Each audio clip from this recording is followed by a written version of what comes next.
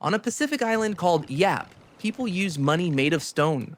Limestone wheels up to 12 feet across, heavier than a car. And here's the part that breaks your brain.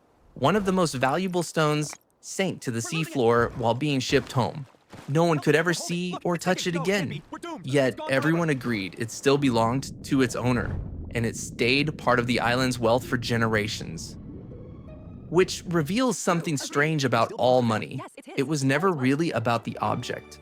So how did ancient humans invent money? And what was the first money before a single coin existed? Let's start by killing the story you were taught in school, because it's almost certainly wrong. The story goes like this. Before money, humans bartered. You had a chicken, you wanted shoes. So you went looking for a shoemaker who happened to want a chicken. And that was a nightmare. Economists even have a name for it, the double coincidence of wants. So the story says, some clever people invented money to make trade smooth. Adam Smith wrote that version 250 years ago, and it's been in every textbook since. There's just one problem. Anthropologists have spent over a century searching the entire globe and the historical record for a society that actually ran this way. Pure barter, later fixed by inventing money, and they've never found one. Not a single clear example. The anthropologist Caroline Humphrey put it bluntly. Thank you. No example of a pure barter economy has ever been described, let alone the invention of money out of one. It's a just-so story we told ourselves. Because in real, small human communities, that's just not how people treated each other. You didn't haggle chicken for shoes with a neighbor you'd known your whole life. If someone needed something you had, you gave it to them. Take it. You'll get me back sometime. No price, no coins. Barter did happen, but mostly between strangers or enemies, people you had no ongoing bond with and would never deal with again. Which is itself a giant clue about what money is really for. The first economy in human history wasn't cash. And it wasn't barter either. It was memory. Think about a band of 50 people who have known each other since the day they were born. In that world, you don't need money. You need a reputation. Who's generous? Who still owes you? Who takes more than they give and never pays it back? Everyone simply keeps that entire ledger in their heads. The whole economy runs on remembered favors, quiet obligation, and the simple fear of looking like a freeloader. So when do you actually need money? The moment the group gets too big to remember everyone, and you start dealing with strangers. People you'll meet once and never see again, who have no reason to get you back later, and no reputation you can check. That is the real problem money was invented to solve. It's not about the awkwardness of trading chickens. It's about trust between strangers. And the earliest true money wasn't a shiny coin at all. It was a written debt. In Mesopotamia, 5,000 years ago, people recorded what they owed each other on clay tablets, counted in weights of silver and measures of barley, centuries before anyone stamped a single coin. Money didn't begin as an object you hand over. It began as a ledger, a way to write down who owes whom. So nobody had to trust their memory, and so a debt could even be handed off to somebody else entirely.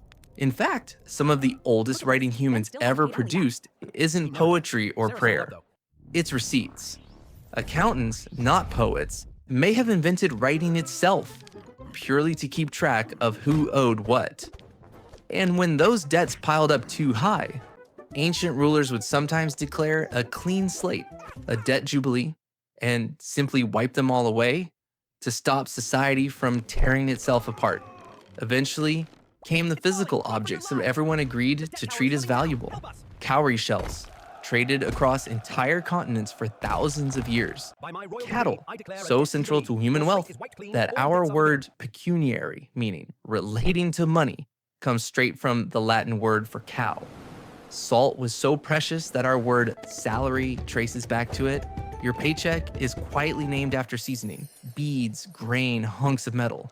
And here's the thing, none of these objects had any magic. A shell isn't valuable. It became valuable purely because everyone at the same time agreed to believe it was.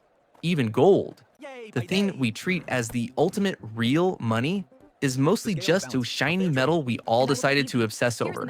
You can't eat it, and you can barely use it.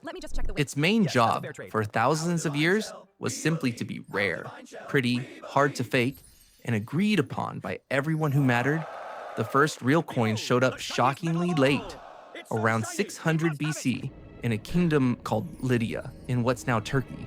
Little stamped lumps of electrum, a natural gold and silver alloy, marked to guarantee their weight. So you didn't even have to trust the stranger handing it to you.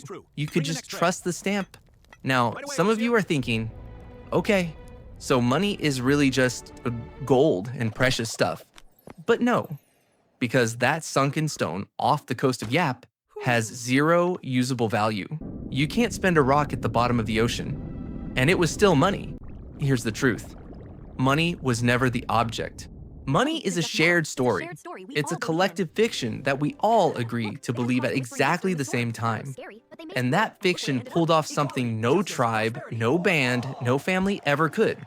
It let total strangers cooperate. You don't have to know the baker or trust the baker or ever lay eyes on the baker again. You simply both believe in the same little piece of paper. Money is the memory of the tribe, pulled out of everyone's heads and frozen into an object so that human cooperation can finally grow far bigger than the handful of people you actually know. So, that fortune sitting at the bottom of the sea isn't a joke, and it isn't primitive. It might be the purest money that ever existed, living proof that money was always just a story about who owns what, believed by enough people to hold itself up. Your ancestors didn't invent money to go shopping. They invented it to remember, to keep score of trust. Once the tribe grew too large to hold all of it inside their heads, every coin, every card, every glowing number in your bank account is the exact same ancient trick, running quietly underneath all of it. A tribe's memory, frozen solid so that millions of strangers who will never once meet in their entire lives can still somehow trust each other enough to trade. The money in your pocket isn't backed by gold. It's backed by the same thing that stone at the bottom of the ocean was backed by. All of us agreeing to believe the same story at once. It is worth exactly what we all agree to pretend it is. Stop believing the story, and the paper goes back to being paper, and not 1 cent more. For more on how the invisible rules of your life were really built, subscribe. This is Sketchient. And if you want to know how those same humans decided who to trust in the first place, before there was any money at all, watch this next.